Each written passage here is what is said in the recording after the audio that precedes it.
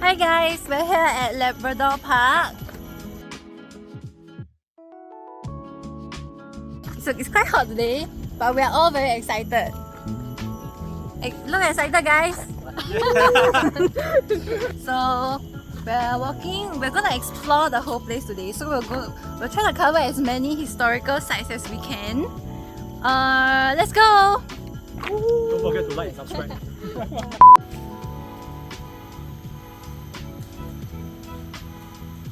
Derek! Amazing trip in the jungle.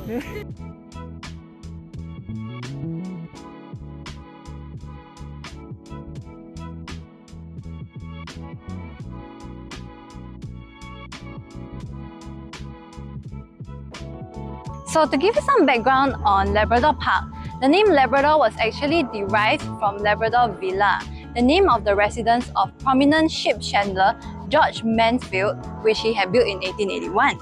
Known as Fort Pasir Panjang, it was one of the 11 coastal artillery forts built by the British in the 19th century to defend Singapore's waters.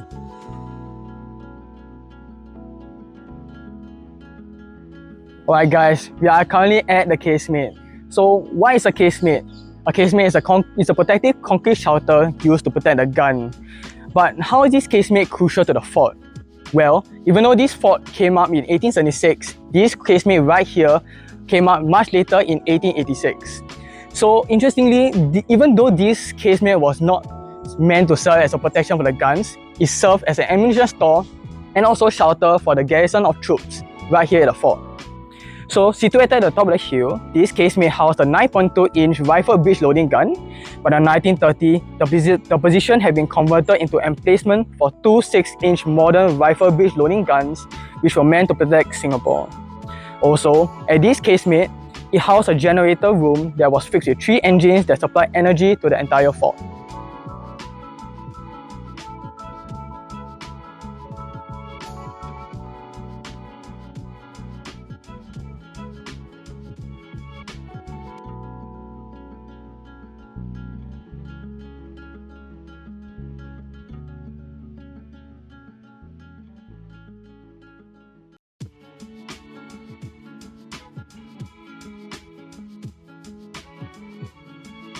That Singapore was an impregnable fortress had been perpetrated by British propaganda for so long that when Singapore was captured by the Japanese in less than a week, there was a lot of shock and bewilderment.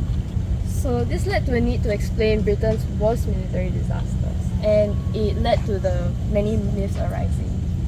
So one such myth was that the British didn't expect an attack from the north.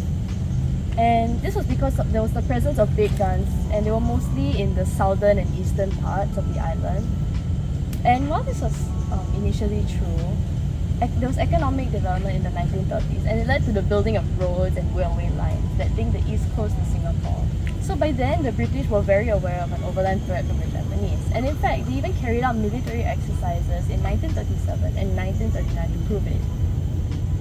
So another myth was that the guns were pointed the wrong way and they couldn't be turned landwards towards the Japanese. And so this myth is clearly false, because when the guns were installed, they all had mountings that allowed them to turn 360 degrees. For the last myth, it was that the guns did not contribute to the defense of Singapore.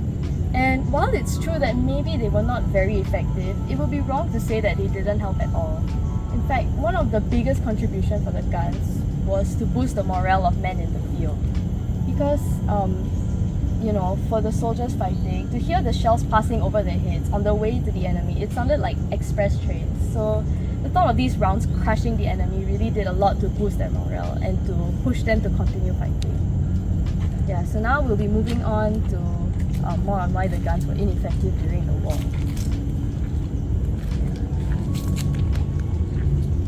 So one of the biggest constraints for them was the limited mobility. So most of them were restricted because there were a lot of concrete barriers behind them. So some of them, for example, the Johor battery had the barriers destroyed, but in other cases like the Belaya battery, permission was sought but not given. So that contributed to the limited mobility. Another main reason for why the guns were ineffective was because they didn't have the correct ammunition. What what was needed against infantry were the high explosive rounds, but unfortunately, troops were supplied more with armor-piercing cartridges. Lastly, another factor that it hindered the guns from realizing their full potential was that they required a straight trajectory to fire at ships. So that means when turned around, there were obstacles like hills and buildings in the line of fire. And another thing was that because a lot of these guns were on hills, so they couldn't really be depressed lower into the valleys to fire at the enemies as they got closer. Alright, so hello everybody. As you can see, the Labrador Park is super dark. It's gonna rain, look at that. Woo! But right here, you know, we just cover all the different coastal guns. Over there, can you see? Yes. So catch you guys at the next area.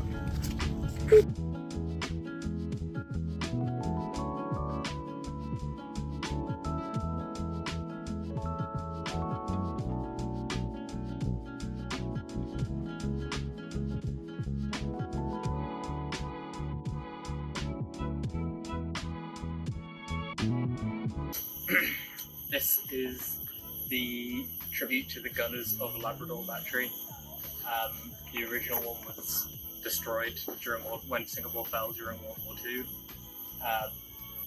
Whenever it was originally fired, the shell casings were actually non-explosive and armor-piercing rounds, so they weren't effective against ground troops.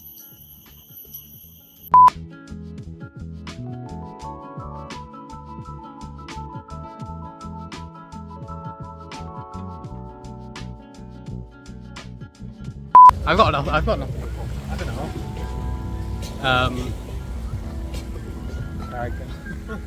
Hi guys. Y'all super hot. Y'all sweating. There's mosquitoes everywhere. We ran into spiders. And now you're heading to the red beacon right there. It's so nice at the beach. Is this like the only beach in Singapore? Yeah, no, different beaches. Damn. What do those boats do?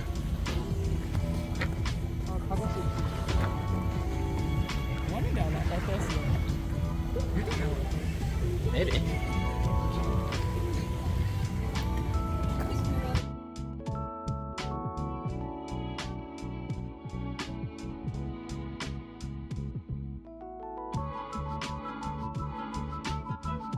This red structure behind me is known as the Red Beacon, also known as the Belaya Point Lighthouse. Now built in the 1930s, this 7-meter tall structure was used as a navigational function for both ships and boats coming into Keppel Harbour. Wait, what's it called? Okay, Dragon's Teeth Gate. Long Ya Men. Long Ya Men. Long Ya Men. What's the pronunciation? Long Ya Men. Long Ya Men. Let's go. Oh, okay, wait, sorry. Wait, I'm trying to... Yeah. Okay, so now we're gonna go to Dragon's Teeth Gate, otherwise known as Long Ya Men. I don't know if I pronounced that correctly.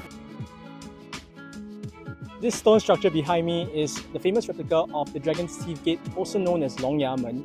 Now, the local Malays also used to call it Batu Belaya or Sailing Rock, and this served as a famous hideout for pirates. In the early 1300s, the widely travelled Chinese historian Wang Dayuan actually recorded the Long Ya Men in one of his travels.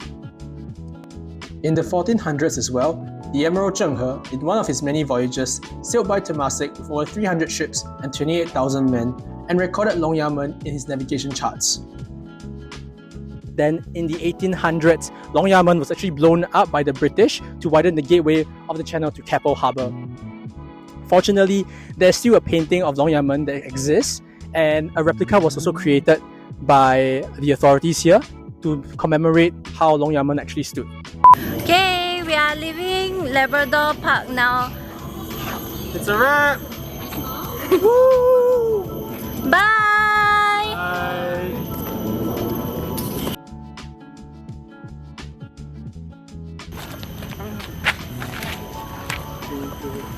Thanks for watching! Bye.